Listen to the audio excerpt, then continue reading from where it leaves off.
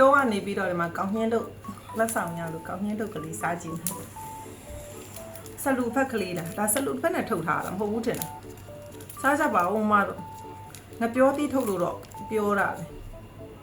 မှုေးလိုက်တာဟုတ်တယ်ဆလူဘက်နဲ့ထုတ်ထားတာငါမဟုတ်ဒီကောင်းချင်းထုတ်ဆိုလို့ရှိရင်မင်းတို့ကတောဘက်ကနေထုတ်လို့ရှိရင်အဲ့လိုဆလူဘက်နဲ့ထုတ်မှကြိုက်တာအဲ့ဒါမှစားကောင်းတာဆလူဘက်နဲ့ထုတ်တဲ့ဒီကောင်းချင်းထုတ်တဲ့အနံ့လေအမတို့ဒီငပြောဘက်နဲ့ထုတ်တဲ့အဲ့လိုမျိုးအနံ့နေနဲ့မတူဘူးဆလူဘက်အရာကတအားကောင်းတာဆလူပင်ဆိုတာကမင်းတို့ဒီနေဘက်တွေတောဘက်တွေမှာရှိတယ်အသီးလေးတွေလည်းသီးတယ်သူကစူးစူးတယ်အသီးပင်ဒီဇိုင်းမျိုးအဲ့လိုပုံစံမျိုးလာကောင်းချင်းထုတ်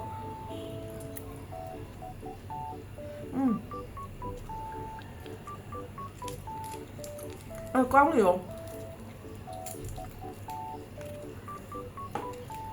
ကောင်းချင်းလဲတော်တော်စီးတယ်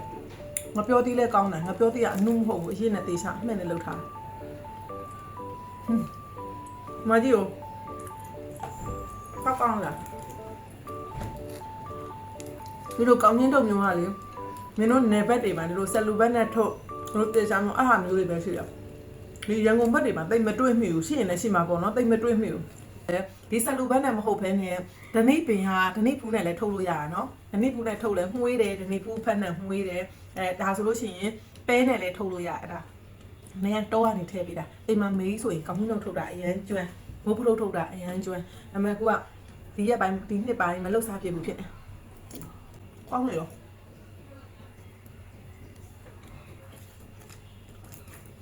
ကောင်းရင်တော့ကိုလေအတုံးပြီးတော့အဲ့လိုမျိုးစားရတယ်ဒီလိုမျိုးအထုပ်ကို